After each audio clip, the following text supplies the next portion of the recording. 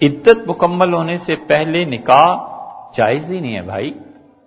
عدت مکمل ہونے سے پہلے اگر کوئی آدمی نکاح پڑھاتا ہے تو حرام کام کرتا ہے، کبیرہ گناہ کرتا ہے، نکاح سرے سے منعقد ہی نہیں ہوتا. اور جو فقہا اس کے قائل ہیں کہ نکاح فاسد منعقد ہوتا ہے، ان کے نزدیک بھی جب عدت پوری ہو جائے تو دوبارہ نکاح پڑھانا چاہیے.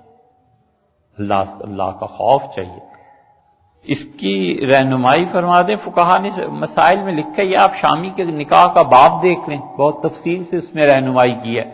فقہا نے لکھا ہے کہ بہت سے اقوال ایسے ہیں جن میں عورت کا قول معتبر ہے. بس عورت کا کہہ دینا کہ میری عدت گزر گئی، ختم ہو گئی بات، چاہے وہ 3 مہینے سے پہلے کہہ دے. سیدنا عمر رضی اللہ عنہ کے زمانے میں ہوا تھا ایسا واقعہ، تو امیر المومنین رضی اللہ عنہ نے فرمایا تھا کہ عورت کا کہہ دینا کافی ہے. عورت نے کہا میری عدت گزر گئی، کیونکہ ایام عام طور پہ 1 مہینے کے بعد وہ سائیکل ہے نا پورا، لیکن اس سے کہا جلدی پورا ہو گیا، ختم ہو گئی بات.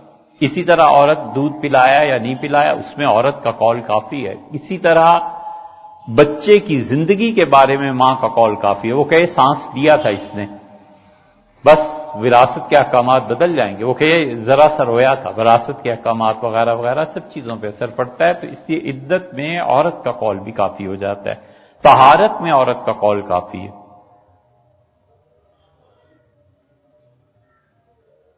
اپنے شوہر سے کہہ دے کہ میں پاک نہیں ہوں، اب اس پہ کوئی گواہ لائے گا، اس کا کہہ دینا کافی ہے. اسی طرح عدتیں 4 طرح کی ہوا کرتی ہیں، اور چاروں عدتوں کے تفصیلی احکام کتاب النکاح کے باب میں اور عدت کے باب میں شامی نے سارے تفصیل سے بیان کیے، وہاں دیکھ لیجیے.